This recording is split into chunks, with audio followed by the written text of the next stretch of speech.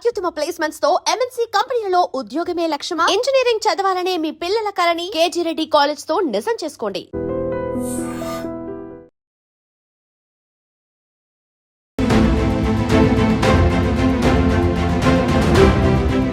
నమస్తే, welcome to I dream talking point with Kavitha.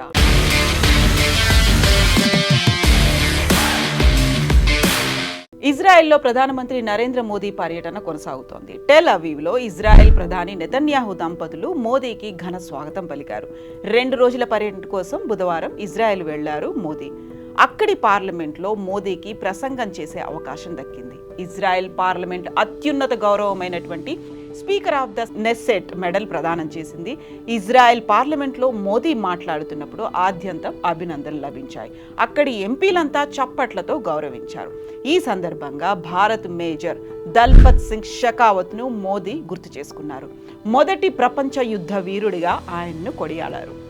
Haifa హీరోగా అభివర్ణించారు. ఇంతకీ దల్పత్ సింగ్ షెకావత్ ఎవరు?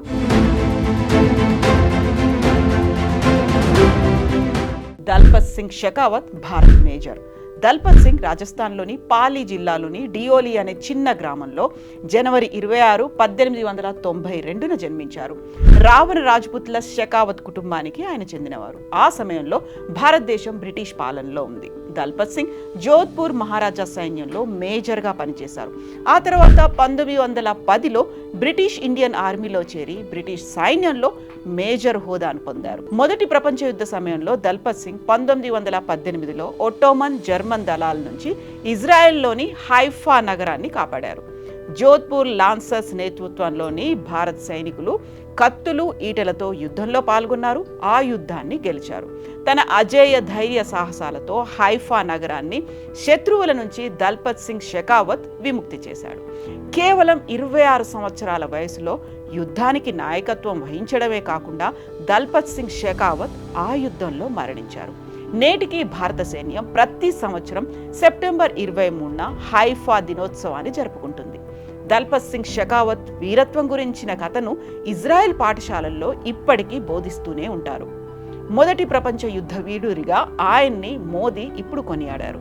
హైఫా హీరోగా అభివర్ణించారు. దల్పత్ సింగ్ షెకావత్ భారతదేశం, ఇజ్రాయెల్ ఉమ్మడి చరిత్ర, త్యాగానికి చిహ్నంగా మోదీ అభివర్ణించారు. ఇజ్రాయెల్తో భారతదేశానికి ఉన్నటువంటి సంబంధం కేవలం దౌత్యపరమైంది మాత్రమే కాదని, మొదటి ప్రపంచ యుద్ధంలో ప్రాణాలను త్యాగం చేసిన 4000 మందికి పైగా భారతీయ సైనికుల రక్తంతో తడిసిందని ప్రధాని మోదీ గుర్తు చేశారు. అందువల్లే నెతన్యాహు ప్రధానమంత్రి నరేంద్ర మోదీతో ఉన్నటువంటి సంబంధాన్ని కూడా గుర్తు చేసుకున్నారు. అత్యంత ఆప్తుడైనటువంటి మిత్రుడిగా మాత్రమే కాదని, తన సహోదరుడిగా కూడా నెతన్యాహు ప్రధానమంత్రి నరేంద్ర మోదీని అభివర్ణించారు.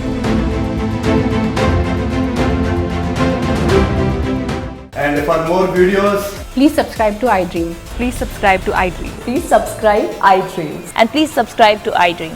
For more videos, subscribe to iDream. Please like, share and subscribe to the channel. Congratulations, iDream. Subscribe to iDream. Subscribe to iDream.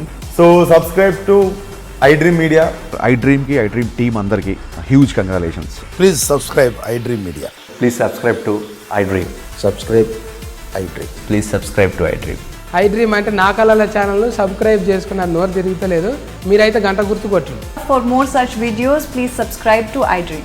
Subscribe to iDream. Please subscribe to iDream. Please subscribe iDream Media. Please do subscribe to iDream. Please subscribe to iDream Media. For best entertainment and information, please subscribe iDream. And don't forget to subscribe to iDream.